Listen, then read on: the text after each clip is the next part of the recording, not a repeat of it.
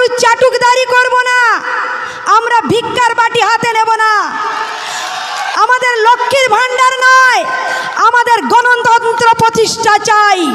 গণতন্ত্রের বলি হতে আমরা দেব না। আমরা ভিক্ষাবৃত্তি চাই না, আমরা চাকরি চাই, আমরা কর্ম চাই, আমরা শান্তিতে বাঁচতে চাই, দুর্নীতি মুক্ত এবং দাঙ্গাবাজি মুক্ত দেগঙ্গা চাই। এই দেগঙ্গা থেকে আওয়াজ চাই সারা বাংলা গর্জে উঠবার। আশা করছি দেগঙ্গার কোনায় কোনায় প্রত্যেকটা মানুষ যারা এই শব্দ যন্ত্র যতটুকু দূর অবধি যাচ্ছে বা যেখানে যাবে না তারা না পৌঁছে দেবেন। আমরা সকলেই এর সঙ্গে সহমত যে দাঙ্গা মুক্ত দুর্নীতি মুক্ত একটি দেগঙ্গা তথা বাংলা চাই, যে বাংলা অপশাসনের হাতে আজ চলে যাচ্ছে, যে বাংলা হুমকির মুখে পড়েছে। ভাইয়ে ভাইয়ে বিভাজনের রাজনীতি করা হচ্ছে। কারণ আপনারা শুনেছেন আমাদের মমতা বন্দ্যোপাধ্যায় যিনি মুখ্যমন্ত্রী তিনি বর্তমানে আর নেই।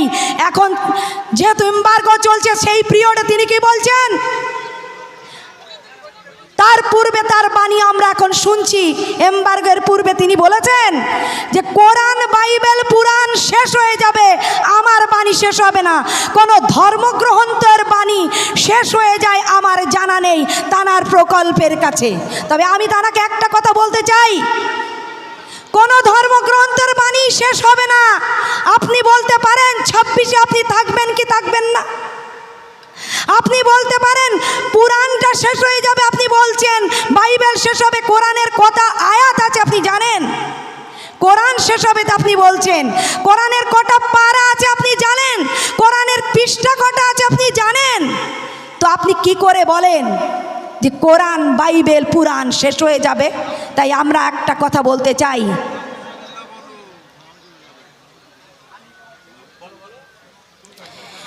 একটা কথা আমি আপনাদেরকে বলতে চাই যে মুখ্যমন্ত্রী মমতা বন্দ্যোপাধ্যায়কে আমরা জানিয়ে দেব, আমাদের যে বাংলাতে যে ভ্রাতৃত্বের বন্ধন ছিল, যে ধর্মগ্রন্থকে আমরা মাথায় করে রাখি, সেই ধর্মগ্রন্থ কখনোই কোনোটাই শেষ হবে না। শেষ হবে আপনার অহংকার, শেষ হবে আপনার দাম্ভিকতা, আর শেষ হবে আপনার ধাপ্পাবাজি। আপনি যেটাকে পাথেয় করে সামান্য কিছু ভিক্ষার বাটি আমাদের হাতে লক্ষ্মীর ভাণ্ডার তুলে দিচ্ছেন, আপনি চাকরি না দিয়ে আপনি ভাতা দিচ্ছেন 1,500 টাকা করে যুবসাথী। কেন কেন দিচ্ছেন? প্রতিটা ঘরে ঘরে মাধ্যমিক পাস থেকে শুরু করে আমার মনে হয় BA pass, MA pass, MSc pass, MCom pass ঘুরে বেড়াচ্ছে। কেউ বিএ পাস করে ওই দর্জি করে দর্জির কাজ করছে, কেউ এমএ পাস করে অটো রিক্সা চালাচ্ছে, আর কেউ ভ্যান চালাচ্ছে। সেই ভাইদের চাকরি চাই। তাই আমরা মনে করে দিতে চাই, আসছে দিন 29 তারিখ, এই 29 তারিখে দেগঙ্গা মাটি থেকেই আমরা গর্জে উঠে ব্যালট বক্স পরিপূর্ণ করে আপনাকে বুঝিয়ে দেব আমরা দুর্নীতি মুক্ত বাংলা চাই। দেগঙ্গা থেকেই এটা বলে দেব, আমরা ভিক্ষা চাই না, চাকরি চাই, আমরা কাজ চাই, কর্মসংস্থান চাই। তাই আপনাদের কাছে দোয়া আশীর্বাদ আবারও আমাদের প্রার্থী মফিজুল হক সাহাজির জন্য চেয়ে আমার বক্তব্য প্রায় শেষ করতেই হবে, কারণ সময় খুব সংক্ষেপ। আমি বলছি আপনারা কিন্তু বাড়িতে গিয়ে ঘুমাবেন না, কারণ ওই টিএমসির বন্ধুরা বলছে যে ওর ছেলেরা ভোট দিলেও লক্ষ্মীর ভাণ্ডার পায়, মেয়েরা ভোট দেবে না। তাই বাড়িতে গিয়ে মেয়েদেরকে বুঝিয়ে দেবেন লক্ষ্মীর ভাণ্ডার কারুর বাপের টাকায় নয়, সরকারি কোনো প্রকল্প শুরু হলে কেউ বন্ধ করতে পারে না, আর সেটা কেউ বন্ধ করতে পারবে না। তাই আমাদের মালের দাম কমান এবং আমাদের বক্তব্য হচ্ছে আমাদের চাকরি দিন, আমাদের ভিক্ষাবৃত্তি শেখাবেন না। আমরা আপনাকে আর ওই গদিতে দেখব না। আপনার ধাপ্পাবাজি অনেক হয়েছে, আপনার মিথ্যাচারণ অনেকই আমরা দেখেছি। তাই এই মিথ্যা দুর্নীতি থেকে আপনি আমাদের মুক্তি দিন, আমাদের বাংলাকে আজকে কলঙ্ক মুক্ত করুন। কারণ আমরা সবাই দেখেছি আজকে বাংলায় কয়লা চুরি হচ্ছে, আজকে বাংলায় চাল চুরি হচ্ছে, আজকে বাংলায় চাকরি চুরি হচ্ছে, আজকে বাংলায় মহিলাদের নিরাপত্তাহীনতা হচ্ছে। আমরা মেয়েরা রাত্রে বার হতে গেলে বা দিনের বেলাতেও আমরা যে নিরাপদ এটা বলতে পারছি না। আরও বাংলার পুলিশদের উদ্দেশ্যে আমি একটা কথা বলবো, আপনারা আপনাদের পোশাককে সম্মান করুন, কোনো দলকে নয়। আপনারা আপনাদের পোশাককে সম্মান করুন, কারণ ওই উর্দিটা কারুর দেওয়া নয়, ওই উর্দিটার যথেষ্ট মর্যাদা আছে। আর আমি আশা করব সেই মর্যাদা রেখে বাংলার প্রত্যেকটা মানুষ এবং আইএসএফের যে ভাইয়েরা আছে তাদেরকে সহযোগিতা করবেন। কোনো দলের চাটুকদারিটা আপনারা করবেন না, আমরা কিন্তু মেনে নেব না। আসছে দিন 4 তারিখ, এর জবাব কড়াই গন্ডা আমরা হিসাব নিয়ে নেব। সকলে ভালো থাকবেন, সুস্থ থাকবেন। আইএসএফ জিন্দাবাদ, নওশাদ সিদ্দিকী জিন্দাবাদ, সিপিআইএম জিন্দাবাদ এবং আমাদের প্রার্থী মফিজুল হক শাহজি জিন্দাবাদ। আমি আমার সংক্ষিপ্ত বক্তব্য এখানেই শেষ করলাম। বাবাকেও, ইমাম সাহেবের সন্তান খুন হয়ে যাওয়ার পরেও সেই বাবাকেও আজকে বিচারের জন্য কাঁদতে হয়, যেমনভাবে অভয়ের বাবা মারা কাঁদছে, তামান্নার বাবা মারা কাঁদছে। আমরা বলছি ভোটটা দিতে হবে খাম চিহ্নে শুধুমাত্র এই কারণে, পশ্চিমবাংলার মাটিতে সম্প্রীতি রক্ষা করব। আরে একজন পীরজাদা, মাথায় টুপি আছে, লেওয়াজটা শুধু মুসলমানই লেওয়াজ, সেই জন্য সে সাম্প্রদায়িক হয়ে যাবে? তাহলে তোমার গেরুয়া বসন্তারী যোগী আদিত্যনাথ কোন দিকে যাবে? মমতা বন্দ্যোপাধ্যায়ের অপরাধটা কোথায়?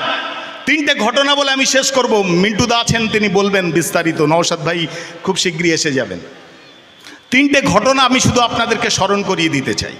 একটা বাড়িতে 22 জন থাকেন, একটা রুটির কারখানা, কাজ করেন তারা। সারাদিনের কাজ শেষে রাত্রেবেলা ক্লান্ত হয়ে ঘুমোচ্ছেন। একদল দুষ্কৃতী এসে বাইরে থেকে মেন গেটটা লক করে দিল। অ্যাসবেস্টাসের ছাদটাকে ফুটো করে সেখান থেকে পাইপ দিয়ে জল ঢেলে দিয়েছে। জলটা যখন তাদের কোমর সমান, তার মধ্যে একটা বিদ্যুতের তার, ইলেকট্রিকের তার ফেলে দিয়েছে। সেকেন্ডের মধ্যে ওই 22 জন বিদ্যুৎস্পৃষ্ট হয়ে মৃত্যুবরণ করলো। ঘটনা নাম্বার 2, সন্ধেবেলায় আমার আপনার বাড়িতে যেমন মায়েরা ছোট শিশুদের নিয়ে বর্ণ পরিচয়ের সঙ্গে পরিচয় করে দেয় হ্যারিকেনের আলোতে বা ইলেকট্রিকের বাল্বের তলায়, যে অয় অজগার আসছে তেড়ে আয় আমটি খাবু পেড়ে, এরকমই কোনো একজন মা তার ছোট্ট সন্তানকে ওই অ আ ক খ শেখাচ্ছিলেন। বাবা কাজ থেকে ফিরে ঘরের মধ্যে ক্লান্ত হয়ে বিশ্রাম করছিলেন। 10-15 জনের একটা দল এসে বাচ্চাটাকে ছুঁড়ে ফেলে দিয়ে মাকে নিয়ে চলে যায় একটা জঙ্গলের মধ্যে। সেখানে তার উপরে পাশবিক অত্যাচার সংগঠিত করে তার নিথর দেহটাকে লটকে দিয়েছিল একটা গাছের ডালের সাথে। ঘটনা নম্বর 3, 2 জন দম্পতি, পেটে 10 মাসের সন্তান, 9 মাস কয়েকদিন হয়েছে, আর কিছুদিন পরেই সেই মায়ের গর্ভের সন্তান পৃথিবীর আলো দেখবে, তিনি মাতৃত্বের স্বাদ পাবেন। স্বামীর সঙ্গে যাচ্ছিলেন ডাক্তারের কাছে ফাইনাল চেক আপে। রাস্তায় যেতে যেতে 20-25 জনের একটা দল তাদেরকে অ্যাটাক করার পরে তাদেরকে পিটিয়ে পিটিয়ে সেখানে হত্যা করে। শুধু সেখানেই ক্ষান্ত হয়নি, ওই মহিলার ভ্রূণ চিরে, তার পেট চিরে ওই ভ্রূণটাকে বের করে ত্রিশূলের আগায় লাগিয়ে জয় শ্রীরাম ধ্বনি দিতে দিতে আগুনে নিক্ষেপ করেছিল। ভারতবর্ষের ম্যাপটা যদি দেখেন, দেখবেন পশ্চিম প্রান্তে একটা রাজ্য আছে, রাজ্যটার নাম গুজরাট। আর এই ঘটনাগুলো ঘটছিল ওই গুজরাট রাজ্যে। যার সময় ঘটছিল তিনি এখন ভারতবর্ষের 3য়বারের মুখ্যমন্ত্রী, প্রধানমন্ত্রী, নাম নরেন্দ্র ভাই দামোদর দাস মোদী। দাঙ্গার উপরে সংগঠিত একটা নির্বাচনে, মুসলমানদের রক্তে মাখা নির্বাচনে তিনি যখন আবার 4র্থবারের জন্য মন্ত্রিত্বের শপথ নিচ্ছেন ভারতবর্ষের ধর্মনিরপেক্ষ সংবিধানের উপরে হাত রেখে, তখন দেশের প্রাক্তন মন্ত্রী, প্রধানমন্ত্রী, তার দলের তাবড় নেতা আমাদের অটল বিহারী বাজপেয়ী, তিনি পর্যন্ত বলেছিলেন তুমি রাজধর্ম পালন করনি, মন্ত্রী হিসেবে তোমার প্রথম উচিত হচ্ছে তোমার রাজধর্ম পালন করা, কে হিন্দু কে মুসলমান এটা বিচার করা নয়। সারা দেশ যখন তাকে ধিক্কার জানাচ্ছে, তখন কলকাতার দমদম বিমানবন্দর থেকে ফ্লাইটে করে 3,500 টাকার ফুলের বুকে পাঠিয়েছিলেন আমাদের রাজ্যের মুখ্যমন্ত্রী মমতা বন্দ্যোপাধ্যায়।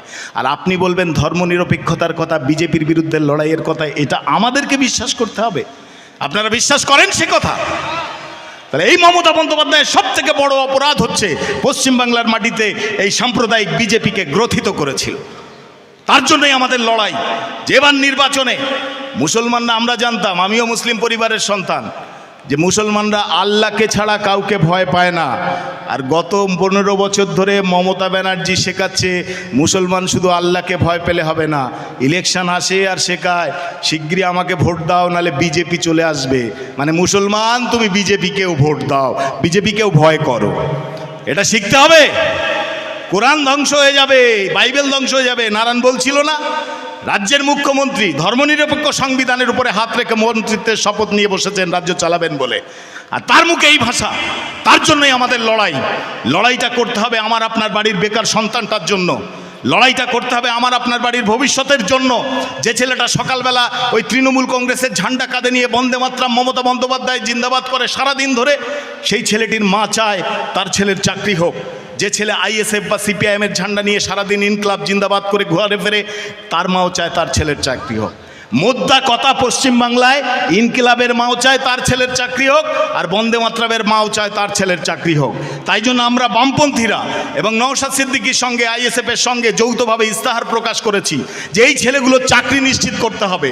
আমরা যদি ক্ষমতায় আসতে পারি তাহলে প্রত্যেকটি পরিবারের যোগ্যতা অনুযায়ী একটি করে চাকরি হবে এই 26-এর নির্বাচনে, যদি বামপন্থী এবং আইএসএফের জোট ক্ষমতায় আসে। বেকার ছেলেগুলো যাবে কোথায়? 8,000 স্কুল বন্ধ, কয়েক বছর ধরে চাকরিতে নিয়োগ নেই, স্কুল সার্ভিস কমিশন নেই, পাবলিক সার্ভিস কমিশন নেই, স্টাফ সিলেকশন কমিশন নেই, কোথায় যাবে? তাদেরকে রক্ষা করতে হবে। এই আদিবাসী, দলিত, পিছিয়ে পড়া মানুষ, ভারতবর্ষকে যারা এই কোণঠাসা করে দিতে চায়, মাঝখান দিয়ে একটা বেড়া তৈরি করে দিতে চায়, হিন্দু মুসলমানের আলাদা পশ্চিমবঙ্গ তৈরি করতে চায়। আপনি বলুন, মমতা বন্দ্যোপাধ্যায় বলে দুধেল গাই, মুসলমানরা নাকি দুধেল গাই, আমি আপনি যারা মুসলিম পরিবারের তারা নাকি দুধ দেয়া গাই। আমরা দুধ দেয়া গাই, তুমি আমাদের জন্য এত কিছু করো, তাহলে তুমি এই সরকারি রাজকোষের টাকা দিয়ে মন্দির তৈরি করছো কেন? এই রাজকোষের টাকা দিয়ে তুমি জগন্নাথ মন্দির তৈরি করছো।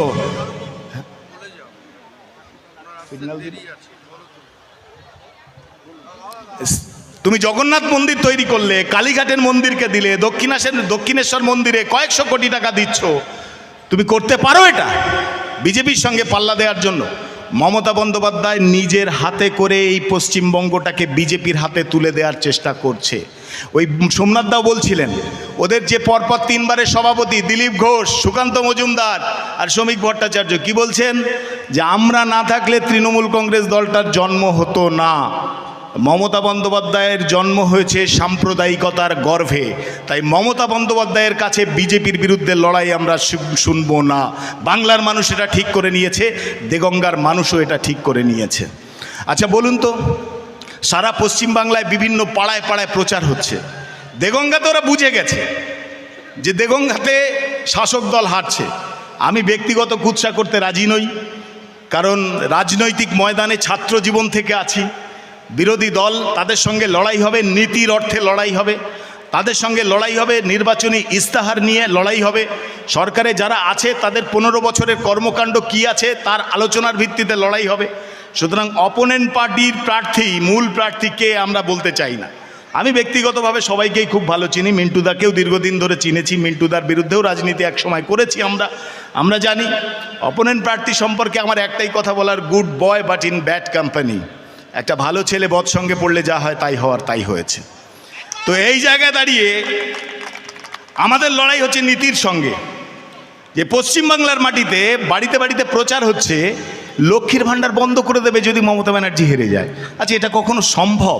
একটা স্কিম, একটা বিল যখন বিধানসভা মানে কি? একজন এমএলএ, এই যে মিন্টুদা জিতে যাওয়ার পরে এমএলএ হবেন, মেম্বার অফ লেজিসলেটিভ অ্যাসেম্বলি, বিধানসভার সদস্য, বিধায়ক বাংলায় বলি। বিধানসভা কি? পশ্চিমবাংলা এই ভারতবর্ষের যুক্তরাষ্ট্রীয় কাঠামোতে একটা অঙ্গরাজ্য, সেই অঙ্গরাজ্যের স্বায়ত্তশাসন আছে। সেই স্বায়ত্তশাসন কিভাবে হবে তার জন্য আইন প্রণয়ন তৈরি হয়, যে 294 জন সদস্যের মতামতের আলোচনার ভিত্তিতে সংখ্যাগরিষ্ঠতা সংখ্যালঘুর এই ভোটাভুটির মাধ্যমে সেই বিধানসভার আইনসভার সদস্য হবেন। সেই আইনসভায় যখন একটা বিল পাশ করা হয়, সেটা পরবর্তী সরকার এসেই বন্ধ করে দিতে পারেন না। ভুল বোঝানো হচ্ছে মায়েদেরকে যে লক্ষ্মীর ভাণ্ডার বন্ধ হয়ে যাবে। সোমনাথদা বলছিলেন, নারায়ণদা বলছিল যে আমরা দাবি তুলেছি লক্ষ্মীর ভাণ্ডারের অঙ্কটা কেন বাড়বে না? বেকার যুবকদের যে ভাতা দেওয়ার হচ্ছে সেই ভাতা সবাই কেন পাবে না? প্রায় 50 লক্ষ যুবক তারা অ্যাপ্লাই করেছে, সকলে পেয়েছে, পায়নি, কেন পাবে না?